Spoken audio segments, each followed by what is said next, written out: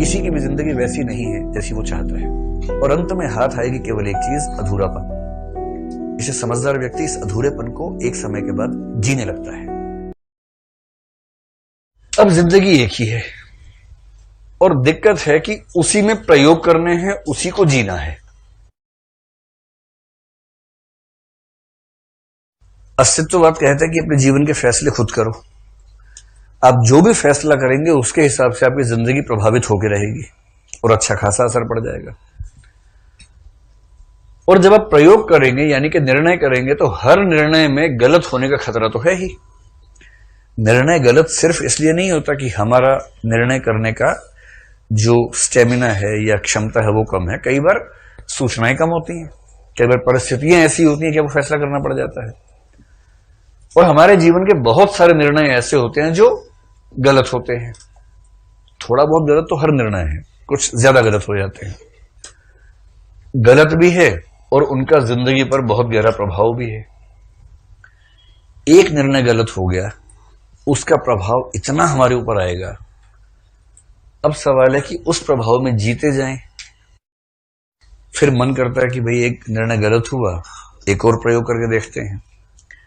और दूसरा प्रयोग करेंगे तो भी ये संभावना हमेशा कम से कम आधी है कि ये भी गलत हो सकता है।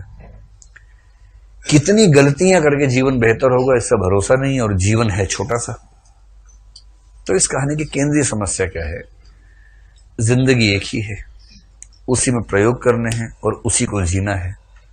प्रयोग गलत हो सकते हैं तो उनको झेलना है, फिर से प्रयोग करने की हिम्मत जुटानी है। और यह खतरा हमेशा है कि फिर से किया गया प्रयोग भी गलत हो सकता है और अंत में हाथ आएगी केवल एक चीज, अधूरापन।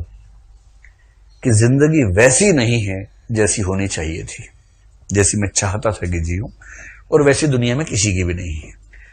किसी की भी जिंदगी वैसी नहीं है जैसी वो चाहता है। सार्थक भाषा में कहूं तो व्यक्ति चाहता है कि कोई अभाव ना हो, कोई कमी ना हो। मैं आर्थिक बात नहीं कर रहा हूं, सम्मान की, धन की, संतोष की, हर चीज की कमी की बात कर रहे हैं। और सार्त्र बहुत अच्छा दार्शनिक भी था। उसने एक सिद्धांत लिया, ब्रेंटानो नाम का एक दार्शनिक था, उसका एक कंसेप्ट है इंटेंशनल थियरी ऑफ कॉन्शियसनेस, जो ब्रेंटानो से सार्त्र ने ली, ब्रेंटानो से हुसल, हुसल से उसके स्टूडेंट सार्त्र ने ली। और सार्त्र कह रहे हैं कि सारी दिक्कत के जड़ में यह है, हमारी चेतना की संरचना ही ऐसी है, जीवन में जो कमी है वो बहुत बड़ी होकर दिखती है और जो है वो नजर नहीं आता है। वही मिल गया सो मिट्टी है, खो गया वो सोना है। इस बात को सार्त्र ने कहा कि हमारी चेतना में ही अभाव की चेतना गुथी हुई है, इसलिए आप कुछ भी कर लेंगे आपको अभाव नजर आएंगे ही आएंगे। अंतर सिर्फ इस बात का कि किसी व्यक्ति को अभाव इस चीज का है तो किसी को अभाव उस चीज का है। कोई ऐसा नहीं है जिसको कोई अभाव नहीं है, और यदि है तो व्यक्ति नहीं वस्तु है, क्योंकि उसने मनुष्य होना सीखा ही नहीं है। इसलिए इस अधूरेपन से लड़ते लड़ते इस अधूरेपन को कम करते जाने का प्रयोग ही जिंदगी है और खत्म कभी नहीं होता है।